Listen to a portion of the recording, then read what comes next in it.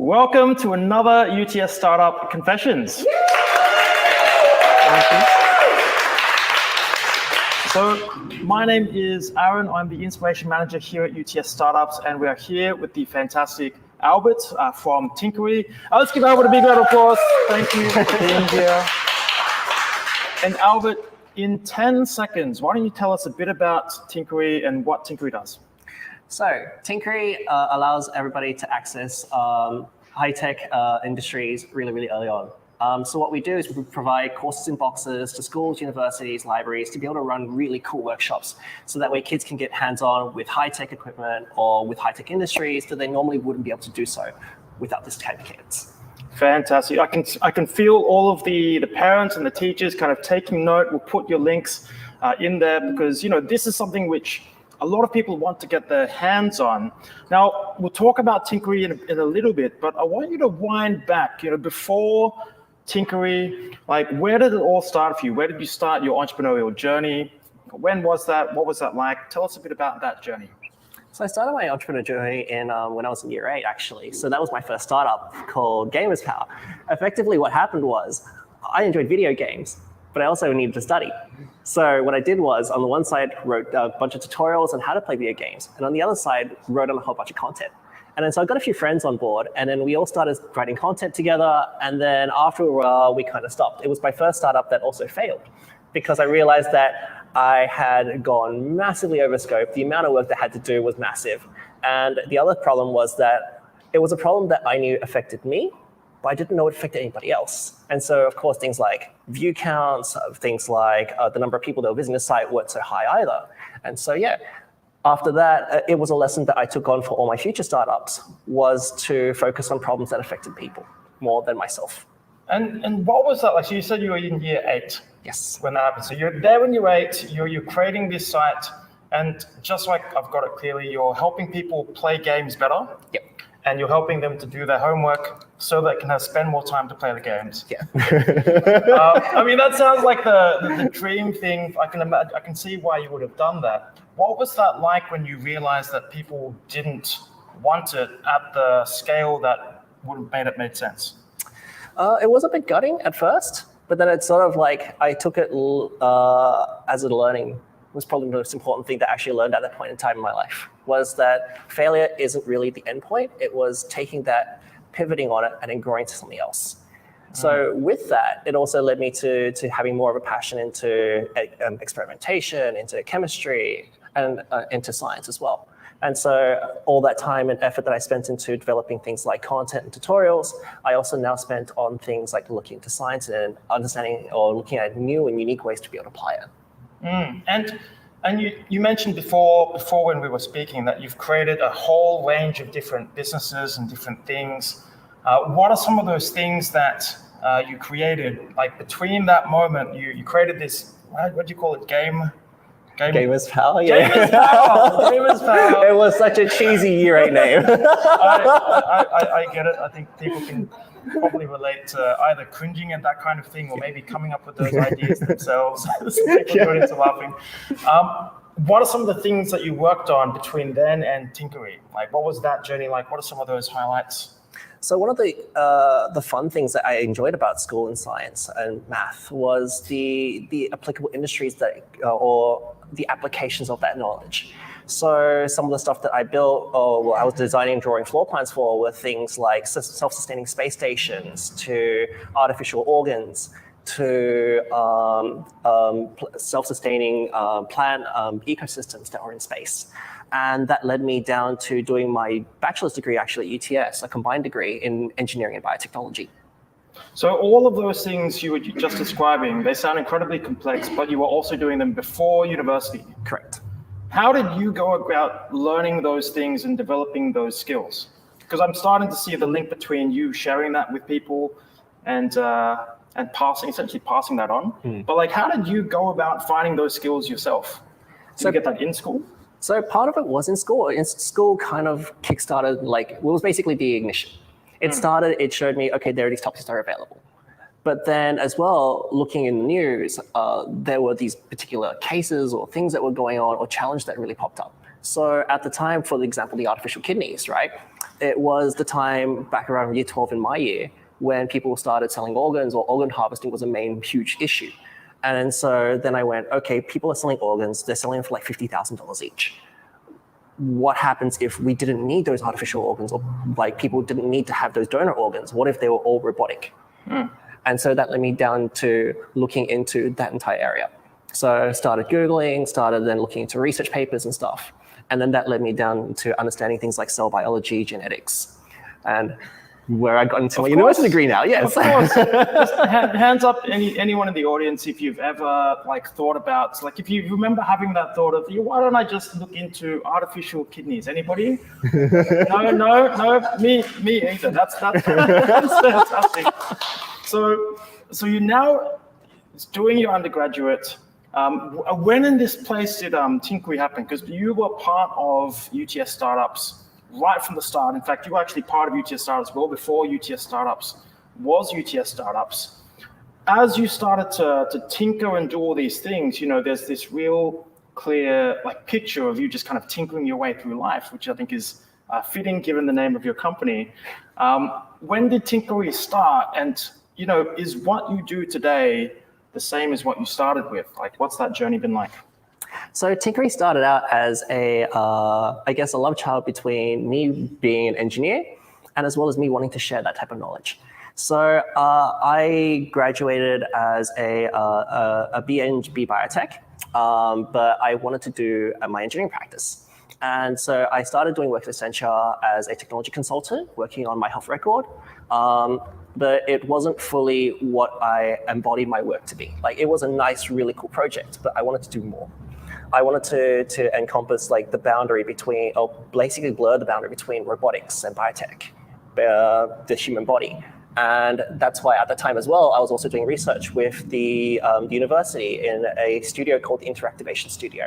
So that's where you look at human-computer interfaces, looking at how do we use interaction of equipment, of products, of electronics into ways that we can manipulate things like behavior, things like psychology.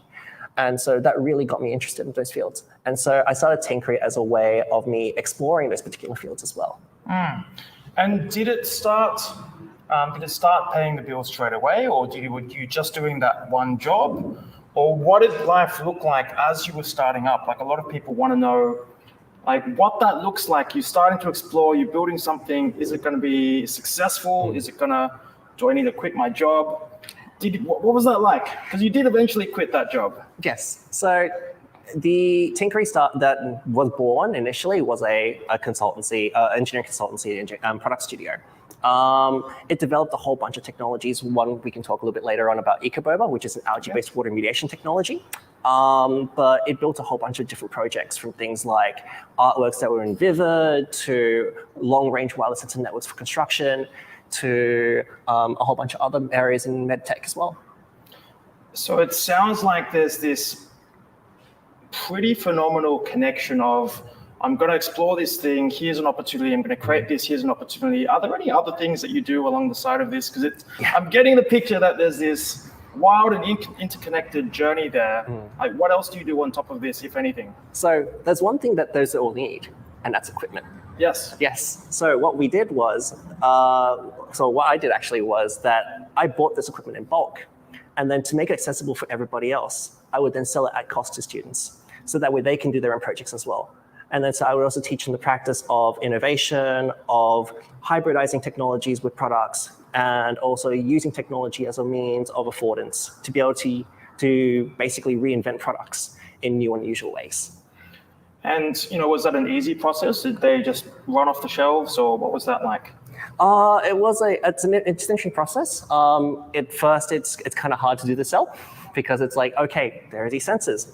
What do they do? How do I use them? Yep. Yeah. And then there's, so that really told me that, okay, there is a particular education process that needs to kick in. There's a way that you need to integrate them on board without overwhelming them with the whole engineering spiel, which is kind of one of the challenges that they have with engineering tech and hardware.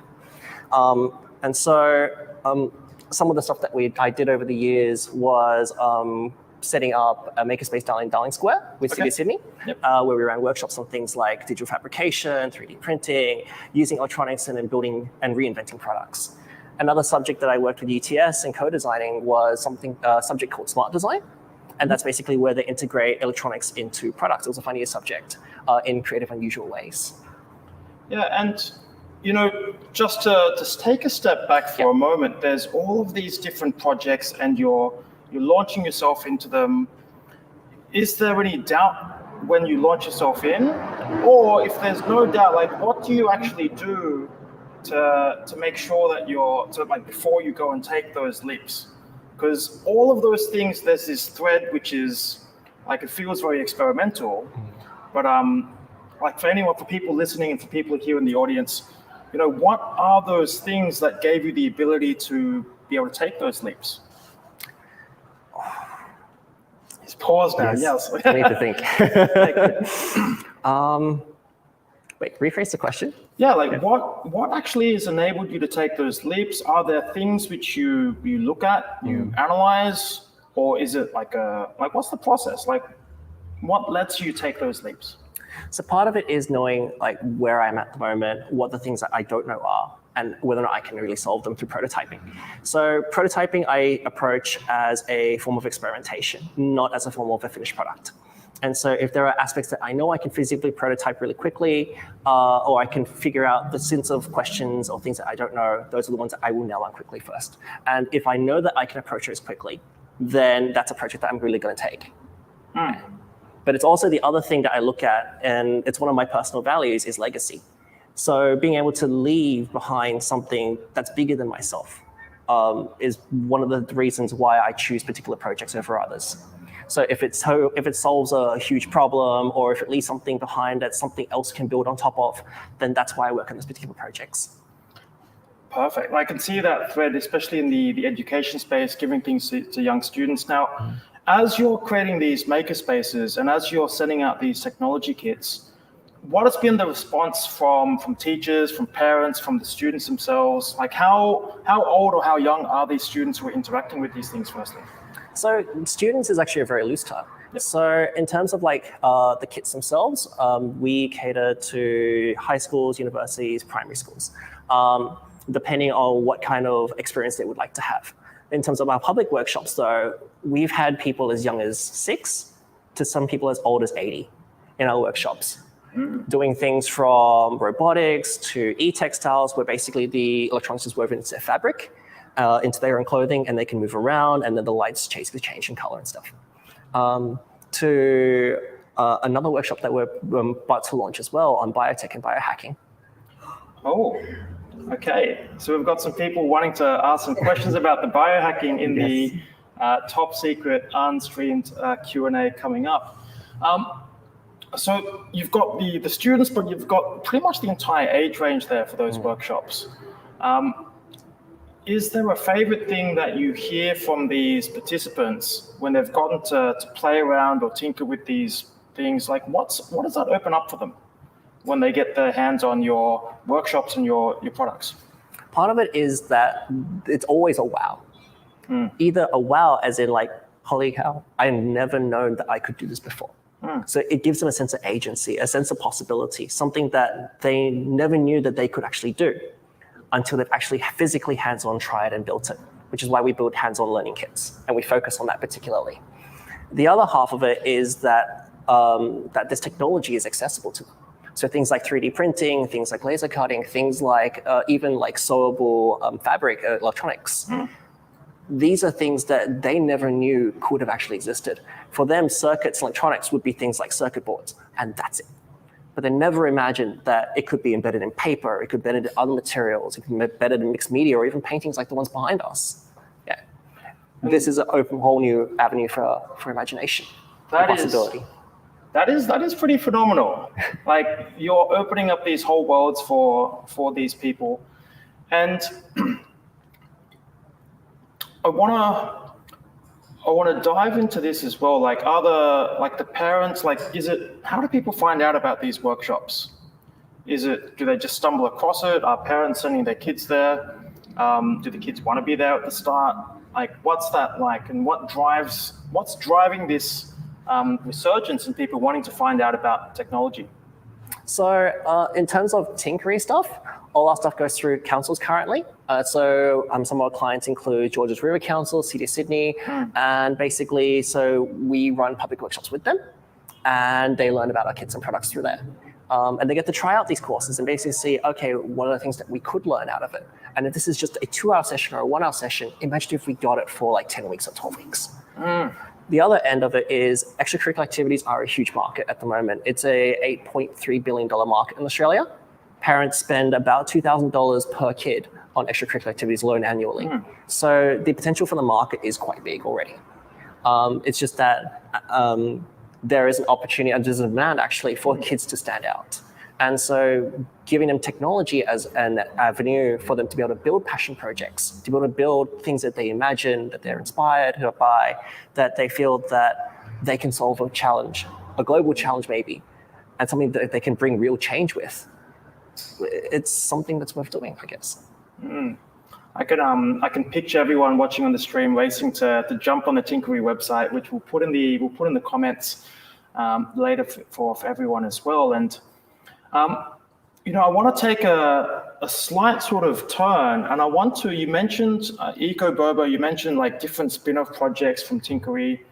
You started off as a consultancy, you started creating things, and EcoBobo was one of those spin-offs. So I know a bit about that from what you've told me in the past, but can you just tell everyone, what is EcoBobo?